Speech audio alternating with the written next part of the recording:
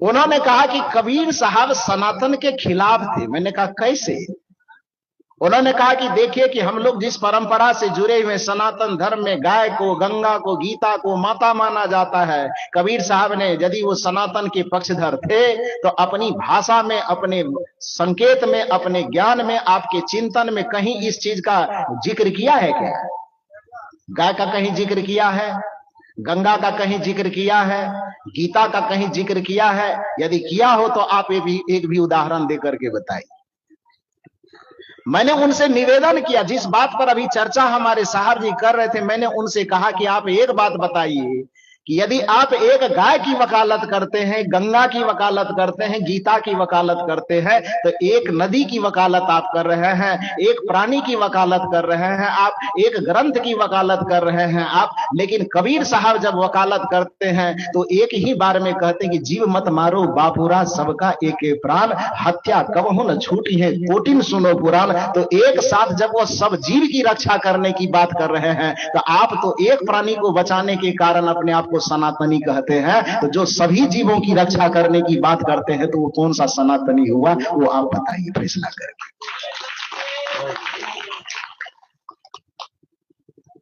एक का बात करने पर आप सनातनी कहते हैं, ठीक है बनिए सनातनी, लेकिन जो सबकी बात करते हैं वो सनातनी नहीं है, इसका प्रमाण देने वाले आप कौन हो गए?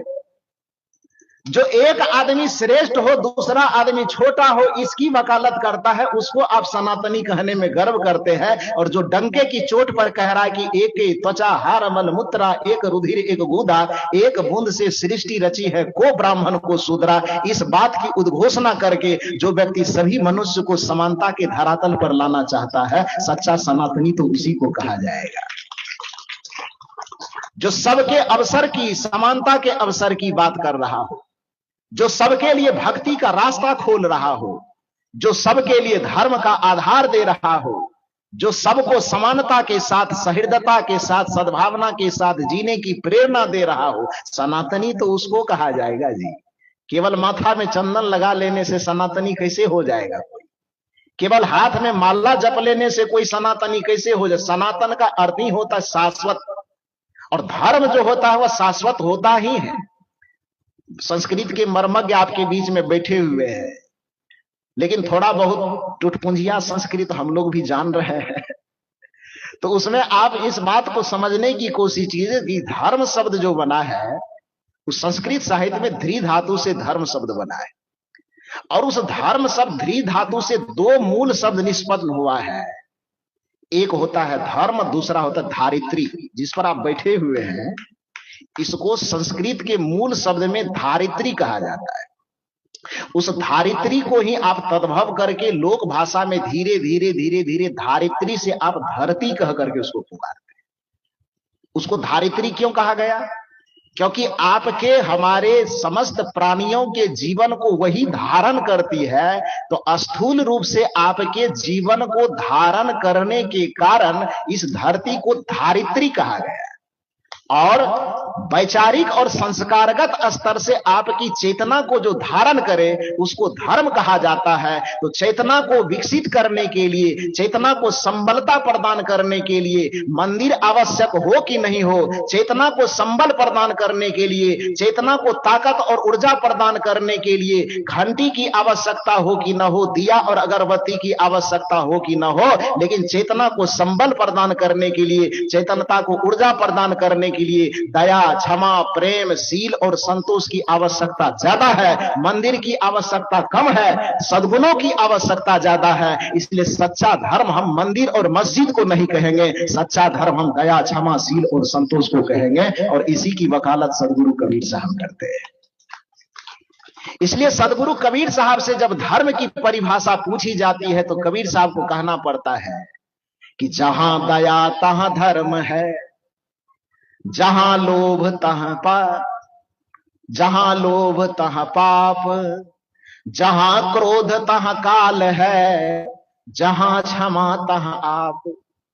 सदगुरु कबीर साहब कहते हैं कि संसार में नजर दौड़ा करके देखना, जिसमें जिसमें तुम्हें दया की झलक मिले समझ लेना चाहे कि सब वो सनातनी है। चाहे कपड़ा कोई पहने, चाहे वह तिलक किसी प्रकार का लगावे, चाहे नाम कोई जपे, कि चाहे वेशभूषा उसकी कुछ भी हो, जिसके हृदय में तुम्हें दया की झलक मिल जाए, समझना कि ये धार्मिक व्यक्ति है।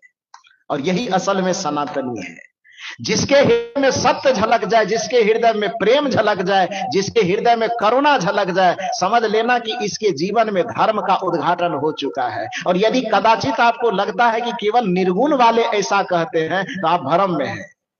आपको लगता होगा कि सगुन वाला मंदिर मस्जिद इत्यादि भेजता, नहीं नहीं नहीं नहीं। गोस्वामी तुलसीदास जी सगुनवादी है कि नहीं है?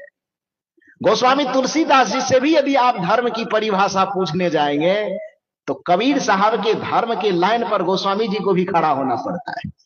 और गोस्वामी तुलसीदास जी कहते हैं कि धर्म की परिभाषा मंदिर मस्जिद पूजा पाठ में नहीं है, बल्कि धर्म की परिभाषा है धर्म न दूसर सत्य समाना। अब देखिए कि कबीर की परिभाषा में सनातन धर्म किसे कहते हैं? जहां दया तहां धर्म है, जहां लोभ तहां पाप, जहां क्रोध तहां काल है, जहां क्षमा तहां आप। ये कबीर साहब के सनातन धर्म की परिभाषा है। और गोस्वामी तुलसीदास जी सगुन मार्ग से चल रहे हैं, फिर भी उससे धर्म की परिभाषा पूछी जा रही है, तो तीर्थ मंदिर व्रत पूजा पाठ की तरफ नहीं ले जा रहे हैं। वह भी कह रहे हैं कि धर्म न दूसर सत्य समाना, आगम निगम पुराण बखाना। अब इसकी क्या परिभाषा करेंगे आप? धर्म न दूसर सत्य समाना, आगम निगम पुराण बखाना। उस सत्य मंदिर में रहता है कि सत्य सबके हृदय में रहता है? कहां जाने के लिए कहा रहे हैं गोस्वामी जी? मंदिर के तरफ कि हृदय के तरफ? दूसरी बार पूछी जा रही है गोस्वामी जी से कि और कोई परिभाषा हो सकती है क्या अलग से धर्म का?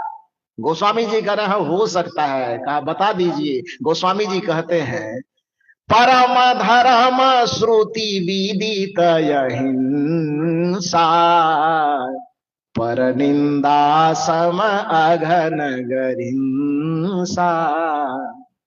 परम धर्म श्रुति विदित अहिंसा, जिसकी चर्चा अभी हो रही थी हम लोग के बीच।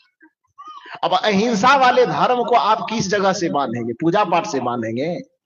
कर्मकांड से बांधेंगे? कर्मकांड में तो कहिए रहे हैं कि एक साथ में 5000 का एकदम पैर कट्ठा पे देके गर्दन काट दिया जाता है, काटा जाता है ना। अब यहां परिभाषा सगुन मार्ग से आ रहा है कि धर्म की परिभाषा परम धर्म श्रुति विदित अहिंसा। तो अहिंसा धारण किया जाएगा मंदिर में कि अहिंसा धारण किया जाएगा जीवन में, चरित्र में? कहां धारण किया जाएगा? चरित्र में। गोस्वामी जी से पूछा गया कि 2 बार हो सकता है मिसफील्डिंग कर दिए हो, एक बार और बताइए, धर्म की और कोई तीसरी परिभाषा हो सकती है क्या?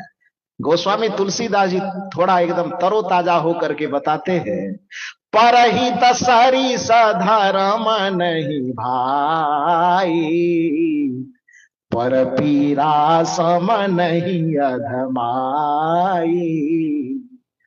परहित सरिस धर्म नहीं भाई, दूसरे का हित करने के समान, दूसरे का भला करने के समान, प्राणियों का कल्याण चाहने के समान, दूसरे के चेहरे पर मुस्कुराहट लाने के समान, दूसरे के आंख में बहने वाले दर्द की आंसू को पोंछने के समान, दूसरे के जीवन में शुभकामना डालने के समान, दूसरे के जीवन में सफलता का बीज बोने के समान इस धरती पर कोई दूसरा धर्म नहीं है। और दूसरे के जीवन का रोड़ा बनने के समान दूसरा कोई अधर्म नहीं है। ये धर्म की परिभाषा मंदिर में नहीं होती, ये धर्म की परिभाषा जीवन में होती है।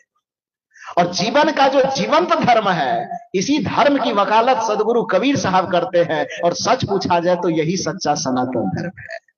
मूल रूप से कहें तो दया सनातन धर्म है, क्षमा सनातन धर्म है, प्रेम सनातन धर्म है, करुणा सनातन धर्म है, सहनशीलता सनातन धर्म है, एक दूसरे के प्रति सद्भावना और सहृदयता यही सनातन धर्म है। और इसी को अपनाने के लिए जब कबीर साहब कहते हैं तो भला वो सनातन के विरोधी कैसे हो सकते हैं? सनातन का सीधा सा अभिप्राय है जो सबके लिए सोचता हो। सनातन का सीधा सा अभिप्राय है जिसमें सबके कल्याण की, यही तो हमारी संस्कृति ने संदेश दिया। वरना कहने की आवश्यकता